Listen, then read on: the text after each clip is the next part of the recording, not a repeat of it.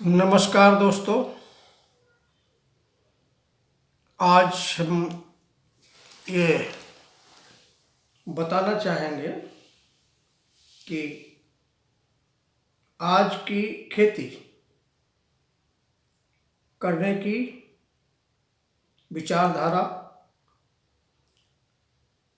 फसल उत्पादन की विचारधारा, फसल प्रबंधन की विचारधारा या आईपीएम की विचारधारा या वनस्पति संरक्षण की विचारधारा आज के संदर्भ में कैसी होनी चाहिए। और इस तरीके के विचार हमने कई बार पहले भी व्यक्त किए हैं। इसके साथ साथ हम ये भी बताना चाहेंगे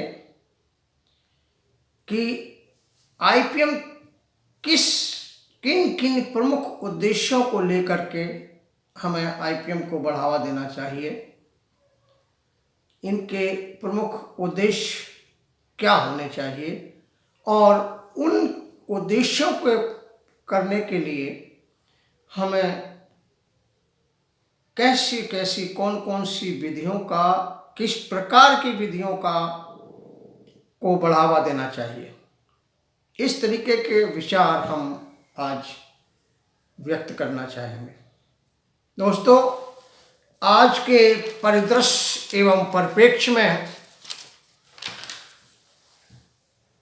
या यूँ कहना चाहिए आज के आर्थिक, सामाजिक, प्राकृतिक, जलवायु पर आधारित या पर्यावरण पर आधारित परिदृश्य एवं परिप्रेक्ष्य में फसल उत्पादन, फसल रक्षा, आईपीएम एवं फसल प्रबंधन की विचारधारा लाभकारी होनी चाहिए, यानी आर्थिक रूप से लाभकारी होनी चाहिए, मांग पर आधारित होनी चाहिए, स्थायी होनी चाहिए, सस्टेनेबल होनी चाहिए, सुरक्षित होनी चाहिए, सेफ होनी चाहिए, रोजगार प्रदान करने वाली होनी चाहिए तथा व्यापार और आय को बढ़ावा देने वाली होनी चाहिए। इसके साथ साथ समाज, प्रकृति और जीवन के बीच में तालमेल या सामंजस्य को स्थापित करने वाली भी होना चाहिए। इसी तरह से आजकल के आईपीएम की विचारधारा या कृषि उत्पादन, कृषि रक्षा, कृषि प्रबंधन की विचारधारा जीवन के जीने की राह को सरलतम बनाना चाहिए, ईज टू लिव, और जीडीपी पर आधारित विकास के साथ साथ पर्यावरण, प्रकृति, पारिस्थितिक तंत्र आदि, जैव विविधता आदि के विकास को भी बढ़ावा देने वाली होनी चाहिए। इसके साथ साथ खाद्य सुरक्षा के साथ साथ सुरक्षित भोजन भी प्रदान करने वाली होनी चाहिए। इन सब चीज़ों को, कंडीशंस को मद्देनज़र रखते हुए हमें आईपीएम को करना चाहिए और हमें फसल उत्पादन को भी करना चाहिए। आईपीएम एक्चुअली अगर देखा जाए, it is committed to grow safe food, यानी सुरक्षित भोजन, खाने के लिए सुरक्षित भोजन, पीने के लिए सुरक्षित पानी, रहने के लिए सुरक्षित पर्यावरण, सांस लेने के लिए सुरक्षित वायु के प्रति समर्पित होना चाहिए। इसके साथ साथ जो कॉस्ट ऑफ प्रोडक्शन है वो मिनिमम होना चाहिए, कम से कम होना चाहिए। Just to reduce the cost of production is one of the objectives of integrated pest management. इसके लिए, इसके साथ साथ to provide safe food to eat and smooth quality agricultural commodities, to produce quality agricultural commodities to trade, for smooth trade. इसी तरीके से conserve natural resources ऐसी होनी चाहिए जिससे नेचुरल रिसोर्स को कंजर्व मिले, टू मेक फार्मर्स प्रॉस्परस, कृषकों को धनाढ्य बनाने वाली होनी चाहिए, आर्थिक दृष्टिकोण से उनको प्रॉस्परस और धनाढ्य बनाने वाली होनी चाहिए, फूड सिक्योरिटी और फूड सेफ्टी को साथ साथ एक साथ प्रदान करने वाली होनी चाहिए। यह ऑब्जेक्टिव्स हैं जिन ऑब्जेक्टिव्स को साथ में लेकर के हम इंटीग्रेटेड पेस्ट मैनेजमेंट करते हैं या आज की खेती करते हैं। अब रही बात ये कि अगर हम ये कहें कि आज की खेती लाभकारी होनी चाहिए, तो लाभकारी खेती के लिए हमें क्या करना पड़ेगा? आजकल का अगर परिदृश्य को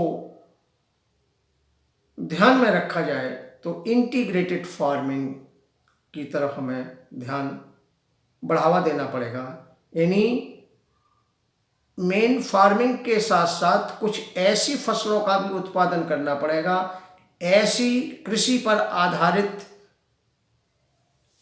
व्यापार या कृषि पर आधारित दूसरे एलाइड सेक्टर्स को हमें बढ़ावा देना पड़ेगा, जैसे मधुमक्खी पालन, मछली पालन, मुर्गी पालन, बकरी पालन, भेड़ पालन, सिमिलरली केंचुआ का खाद का उत्पादन करना या अन्य कोई ऐसा धंधा, ऑक्यूपेशन जो हमारे मुख्य खेती के साथ साथ किया जा सके, इसको हम इंटीग्रेटेड फार्मिंग कहते हैं। इंटीग्रेटेड फार्मिंग का मुख्य उद्देश्य हमारे किसानों की खेती के जो आय है, किसानों की जो आय है उसको बढ़ाना ही प्रमुख उद्देश्य होना चाहिए। आईपीएम का एक मुख्य उद्देश्य और होता है कि प्रकृति का शोषण नहीं बल्कि पोषण करना पड़े। एनवायरनमेंट को ऐसी विधियों का हम प्रयोग करें जिसमें हमारा पर्यावरण, हमारी प्रकृति सुरक्षित रहे, सेफ रहे, हमारा समाज सेफ रहे। इसके लिए हमें बगैर कीटनाशकों के या कीटनाशकों के उपयोग को कम करते हुए खेती को बढ़ावा देना है। जहरीली खेती को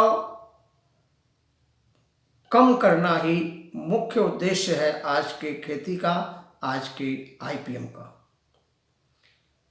उत्पादन लागत को कम करना भी एक मुख्य उद्देश्य है, जैसा कि मैंने बताया आपको आईपीएम का।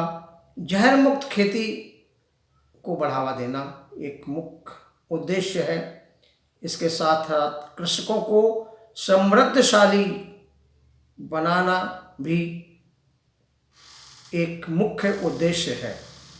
ऐसी विधियों का और ऐसी नीतियों का उपयोग को बढ़ावा दिया जाए जिससे कृषकों को आर्थिक रूप से नुकसान ना हो, यानी कृषकों को समृद्ध जीवन बनाना हेतु कृषि उत्पादन व लागत वाली विधियों, कम से कम कृषि उत्पादन लागत वाली विधियों एवं कृषक हितैषी नीतियों को बढ़ावा देना पड़ेगा, तभी हमारा किसानों की जो आय है वो भी बढ़ पाएगी। कृषि प्रकृति के संरक्षण हेतु प्रकृति में चल रहे नेचुरल, प्राकृतिक रूप से चल रहे फसल उत्पादन व्यवस्था या सिस्टम को हमें अध्ययन करना पड़ेगा इसके लिए, और उस सिस्टम को हमें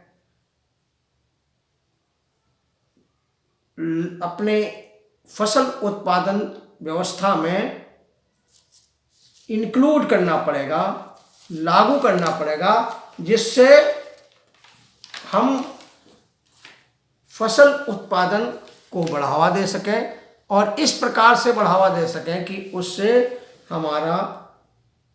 हमारे समाज को, हमारे प्रकृति को, हमारे पर्यावरण को, हमारे पारिस्थितिक तंत्र को कोई नुकसान न हो। स्वस्थ समाज के निर्माण हेतु हमें जहर मुक्त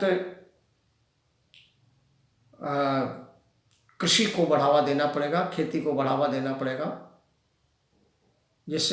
और उसके लिए हमें खेती की पद्धति में रसायन चाहे वो उर्वरक हों या वो कीटनाशक हों, उनके उपयोग को कम करना पड़ेगा।